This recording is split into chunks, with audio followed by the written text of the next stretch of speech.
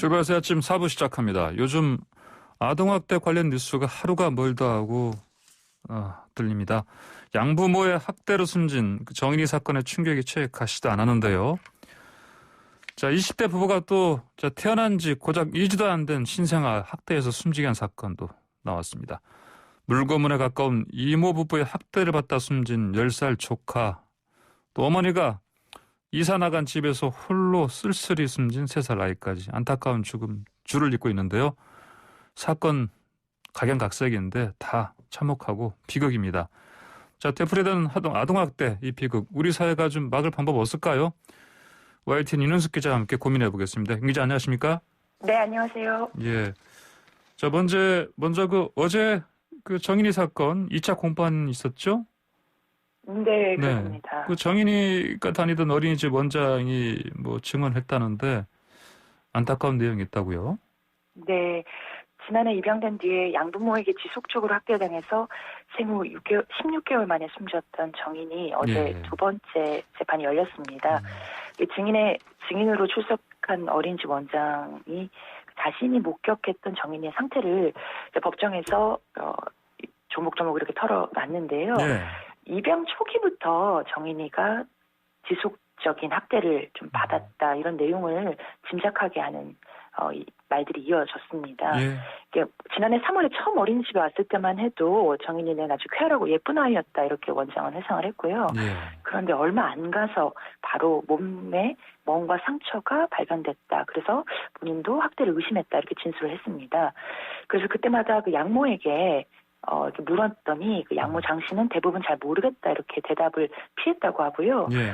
특히 지난해 9월에 그 2달 만에 다시 정인이가 어린이집에 등원했을 때는 굉장히 아이였고 제대로 서지도 못하는 모습이었다고 전했는데요. 예.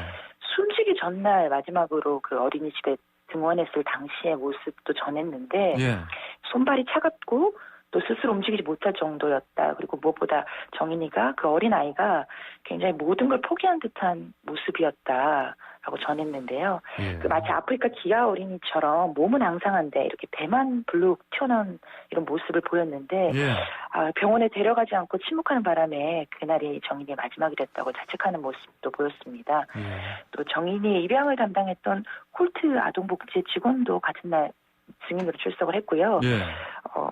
이상했던 양모의 모습을 전했습니다. 지난해 9월 양모 장 씨에게서 전화를 받았는데 아이가 음식을 먹지 않는다 이렇게 말을 했다고 하네요. 근데 보통 아이가 한 끼만 밥을 못 먹어도 응급실에 데려가는 게 일반적인 부모인데 예. 장 씨는 정인이를 아무리 불쌍하게 생각하려고 해도 불쌍하다는 생각이 안 든다 이런 말을 했다고 합니다. 이상한 말이네요, 진짜. 네네. 그래서 예.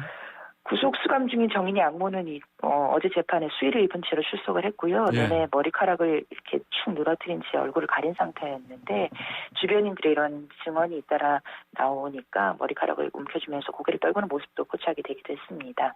또 불구속 상태로 재판에 남겨졌던 남편이자 그 정인이의 양부인 안모 씨는 신변 보호를 요청해서 경찰의 보호를 받으며 법원을 빠져나가는 모습이 보였습니다. 예. 참 정인이 사건 알려지면서 공분이 참 큰데 그 재판장 근처에서도 많은 시민들이 모였죠. 아무래도 시위하는 거였죠. 네, 이번 사건에 대한 뜨거운 관심과 여전한 분노를 느낄 수 있었는데요.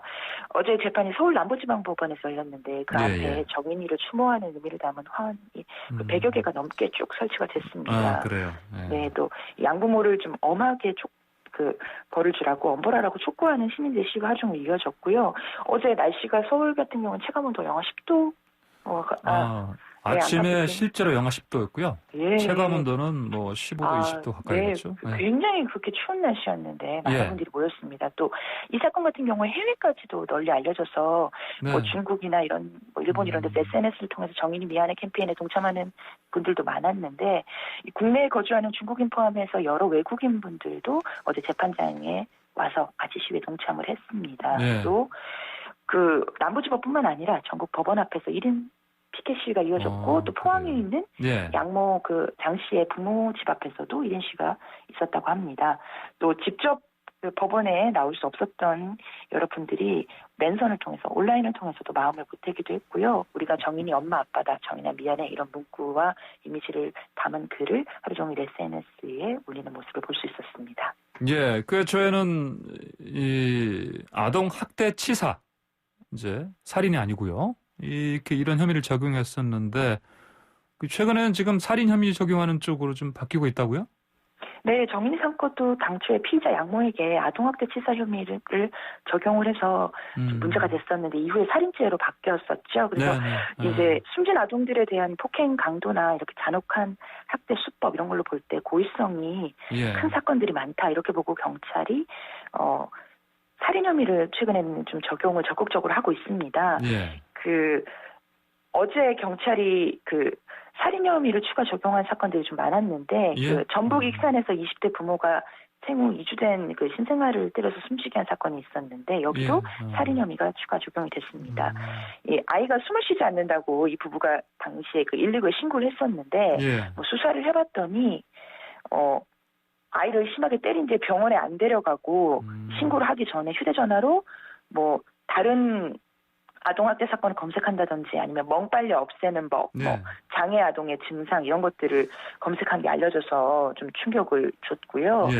또 이 당시 아이가 머리를 크게 다쳐서 신생아인데 분유를 토하거나 그 눈을 이미 한쪽을 뭐 제대로 못 뜨는 등 굉장히 좀 이상한 모습을 보였는데도 9시간 넘게 방치한 것으로 나타났습니다. 또 그 신생아 보신 분들은 아실 텐데 그냥 아이라고 해도 굉장히 손도 대기가 안아주기도 조심스럽거든요. 근데 이 아이 같은 경우에는 몸무게가 겨우 2.5kg 정도 안 됐는데 그 태어난 이후에 뭐 제대로 안 먹는 그 먹지를 못해가지고 발육도 제대로 정상적이지 못했는데 이런 아이를 그 분유를 토한다, 뭐 운다, 뭐 오줌 싼다 이런 이유로 계속 학대를 했고 뭐 거짓 연기를 구급대원이 도착한 이후까지도 거짓 연기를 했습니다. 이미 그 반복된 폭행으로 호흡과 맥박도 없었는데 이 아이한테 심폐소생술을 하면서 이렇게 막 연기를 하면서 범행 은폐를 시도를 했고요. 이런 모습들이 이 살인죄 적용하는데 좀 참작이 된 것 같고 특히 그 부검을 해봤더니 머리 쪽에 크게 다친 모습이 나타났는데 아빠가 아이를 침대로 던져서 머리에 큰 충격이 가해진 걸로 파악을 하고 고의성이 인정되기 때문에 아동 학대 치사 혐의 대신에 살인죄를 적용하기로 결정을 했습니다. 그 사실 이들 부부 같은 경우에는 숨진 아이의 누나인 첫째 아이도 코피가 날 때까지 때린 혐의로 재판을 받았었던 적이 있어서 이 첫째 아이는 아동보호 전문기관의 보호를 받고 있거든요. 이 와중에 둘째 아이가 태어났는데 2주도 채 안 돼서 참 너무나 짧은 생을 마감을 했습니다. 근데 부부는 좀 반성하는 기색보다는 좀 서로에게 수사 과정에서 뭐 책임을 넘기는 모습을 보였다고도 합니다. 뭐 끔찍하다 못해 뭐 어이없다 못해 이게 할 말이 없습니다. 또 이모부가 또 그 10살짜리 여조카 이른바 뭐 물고문 사건이 있잖아요. 이것도 지금 수사 과정에서 근데 이 부부들이 뭐 억울하다 이렇게 했다고요? 네, 범죄 내용이 수사 과정에서 새롭게 확인이 됐는데요. 이게 사실 이 사건을 좀 뭐 말씀드리면 지난 8일에 경기도 용인의 아파트 욕실에서 10살 아이가 숨졌는데 그 조카고 이모 부부 집에서 생활을 했는데 거의 숨지기 직전에 물고문에 가까운 학대를 당한 것으로 이렇게 파악이 됐습니다. 이게 손과 발을 묶고 욕조에 아이를 담궜다고 하고요.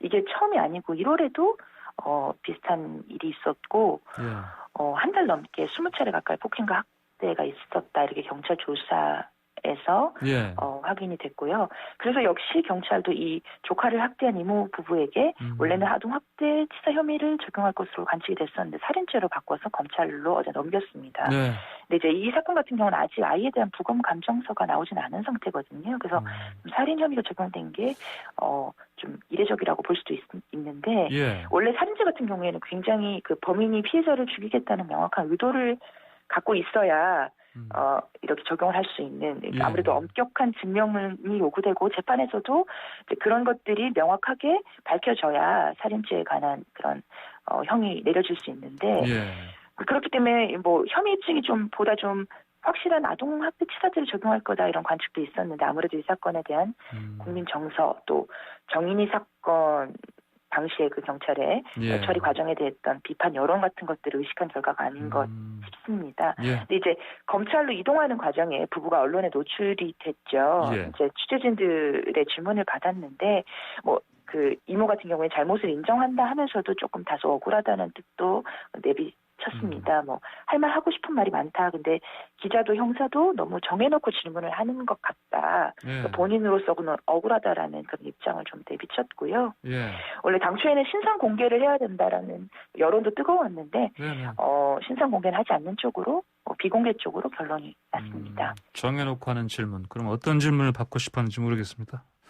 자, 근데 아동학대 신고도 지금 크게 늘고 있다고요?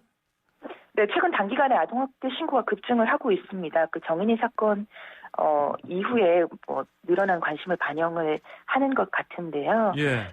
뭐 최근 4개월간 접수된 것들 보면 서울만 놓고 봐도 1000여 건이 넘고 뭐 지난해보다 50% 가까이 급증한 거라고 합니다. 근데 이게 처음은 아니고 과거에도 이런 참혹한 아동학대 사건이 불거질 때마다 신고 건수가 급증하는 사례는 종종 있었거든요. 예. 근데 최근에 유난히 두드러진 것은 아무래도 이런 아동학대에 대한 사회적 관심도와 민감도가 뭐 정인이 사건을 계기로 그만큼 커진 탓이 아닌가 이렇게 보고 싶습니다. 예전에는 뭐 가정 내 문제나 훈육 문제로 치부를 했다면 예. 최근에는 내 일처럼 시민들이 우리 아이의 일처럼 적극적으로 신고에 나서서 좀 인식 변화가 나타난 것 아닌가 그렇게 보입니다. 자, 시간이 얼마 안 남았는데요. 이렇게 근절할 방법 뭐 어떻게 좀 찾아봤으면 좋겠습니까?